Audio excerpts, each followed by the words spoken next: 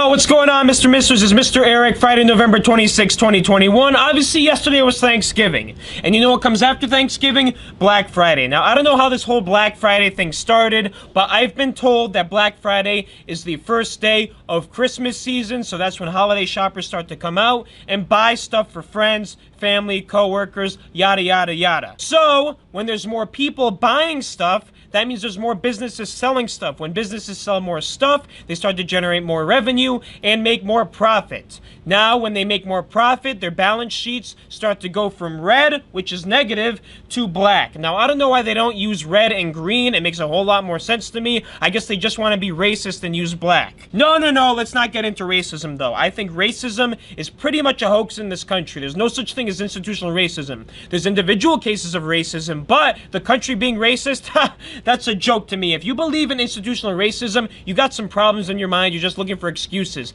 Institutional racism does not exist. I'm not going to argue about it. Okay, but anyways, Black Friday. Did Mr. Eric do some shopping? No, Mr. Eric did not do some shopping. Instead, I did some selling. Now, it's not the conventional selling where I see you and then I sell you something. Instead, I did some online selling. Obviously, I had a bunch of online sales, so I had to go to the post office.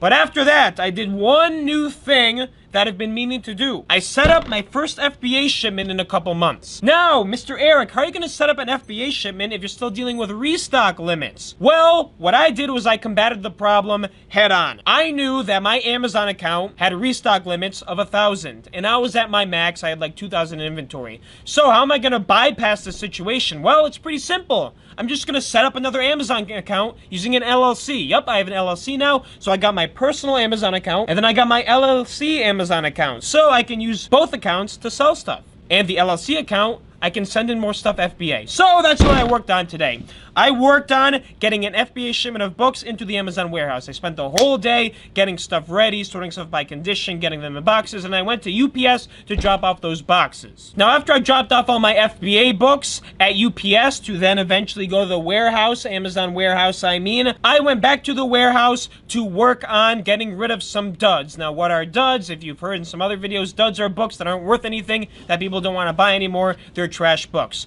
Now, there's a couple options with duds. I can donate them to Goodwill. I can throw them in dumpsters. I can call someone to come pick them up. I can put an ad on Facebook Marketplace for somebody to come pick them up. But that's all pretty much time consuming. So I'm just going to go with one of those options, and I'm just going to put them in a dumpster. Now, down the road from this warehouse, there's a big dumpster in the parking lot. The reason that dumpster's there is because there's some business that is getting remodeled and they have to throw a bunch of stuff away. So you know what I'm going to do? I'm just going to use it to my advantage. I'm going to take a bunch of boxes of duds, put them in my trunk, and then drive to that dumpster, which is like a minute away, and throw them all in the dumpster. They got plenty of room in that dumpster. I'm not worried about getting caught on camera and the police catching me. They don't really care that much. It's just a dumpster in a parking lot. So that's what I did. I just threw them all in the dumpster, and then I went back on my merry way to the warehouse and enjoyed the free space that I now have. After that, I spent the rest of the night having fun. Now, what kind of fun were you having, Mr. Eric? Well, do you guys know Mr. Marco? I don't know if you know Mr. Marco yet, but Mr. Marco is a friend of Rohan and Zach, who I met through them about a year ago, and he invited me to Friendsgiving. Now, what's Friendsgiving? Well, there's this friend group in Bristol. They call themselves the Gents. I know a couple of them. So Mr. Marco invited me to their Thanksgiving, Friendsgiving, Gentsgiving gathering to eat food and socialize. I had a great time. Mr. Marco's house is very nice. Mr. Marco is very hospitable, and the food was great. They got a bunch of food from Boston Market.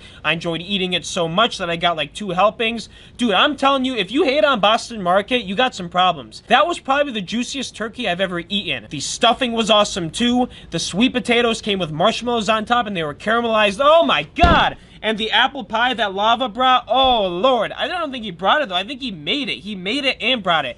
That shit was fire, man. I love that apple pie. If you like apple pie, feel free to leave a like. I think there's some pumpkin pie too. I can't remember because I'm recording this so long after the fact, but it was super good. I love me some Thanksgiving food. I know there's some people who don't like Thanksgiving food. They eat like weird food on Thanksgiving, like soup. I don't know why you do that. You should totally enjoy yourself on Thanksgiving with some fatty foods, but you know, you do you. I don't really care anymore. It was a short night for me though. I was only able to stay at a couple hours at Mr. Marco's house because then I had to go home to go to sleep for a nursing shift tomorrow morning. I will update you on how that nursing shift goes. It's going to be a day shift. Till then, peace.